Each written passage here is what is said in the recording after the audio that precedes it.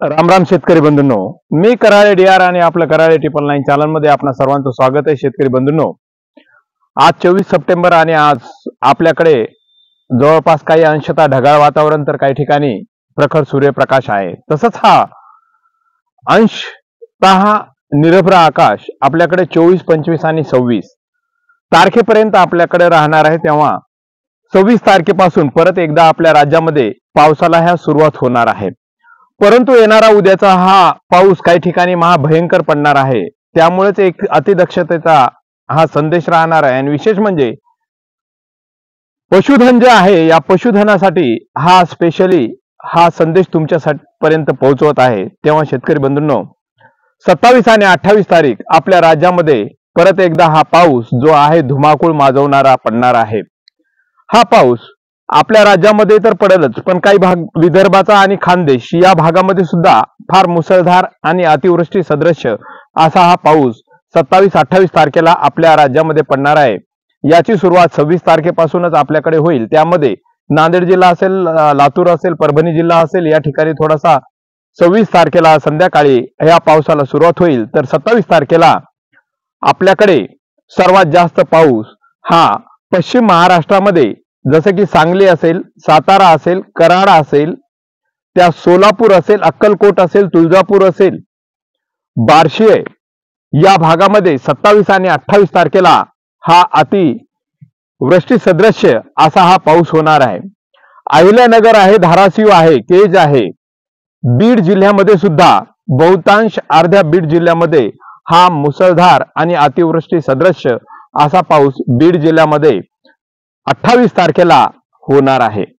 तेव्हा हा पाऊस समोर, जसे की नाशिक आहे, मालेगाव आहे, या भागामध्ये सुद्धा 28 तारखेला हा जोरदार आणि मुसळधार पाऊस होणार आहे. समोर जसे की खानदेशचा जो 40गाव, धुळे, साक्री, नंदुरबार, जळगाव, अमळनेर या भागामध्ये 28 तारखेला हा मुसळधार पाऊस होणार आहे.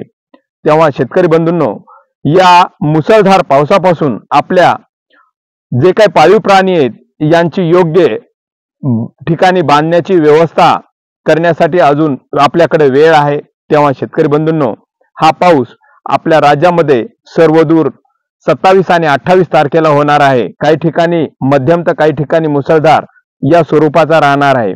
त्यामध्ये परभणी जिल्ह्यामध्ये सुद्धा हा पाऊस 27 आणि 28 तारखेला काही भागात मुसळधार, जसं की जिंतूर असेल, येलदरी असेल, सेलू असेल, पाथरी असेल, मानवत असेल, पूर्णा आहे, गंगाखेड आहे, आमचे वसमतचे मधुकरराव पास्टे आणि बालाजी पाटील हे जे आहे त्यांच्यासाठी हा संदेश महत्वाचा ठरणार आहे. कारण वसमतमध्ये सुद्धा 28 तारखेला फार जोरदार पाऊस पडेल.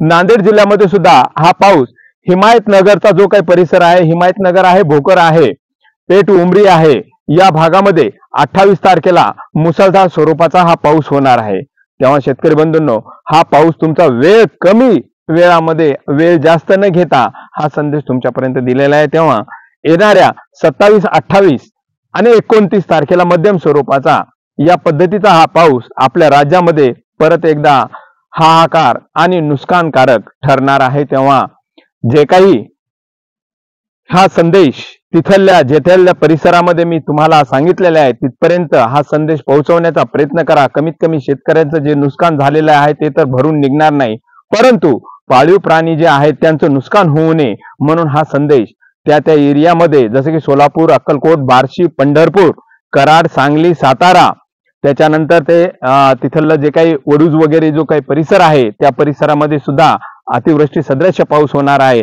नाशिक, मालेगाव, अहिल्यानगर, बीड, केज, धाराशिव, गेवराई या पद्धतीमध्ये या ठिकाणी अति जास्त मुसळधार पाऊस होणार आहे. तर मध्यम स्वरूपाचा पाऊस परभणी जिल्हा आहे, लातूर जिल्हा आहे, त्यानंतर आपला हिंगोली जिल्हा आहे, या ठिकाणी मध्यम स्वरूपाचा हा पाऊस राहील.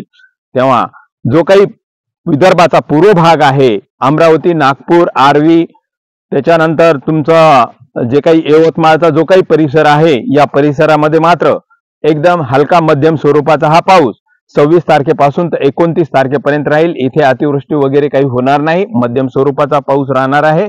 तेव्हा मी आपली रजा घेतो. हा संदेश इतर शेतकऱ्यांपर्यंत आपण पोहोचवाल अशी अपेक्षा बाळगून मी इथे थांबतो. पुढील संदेश तुमच्यापर्यंत लवकरात देण्याचा प्रयत्न करेल. धन्यवाद.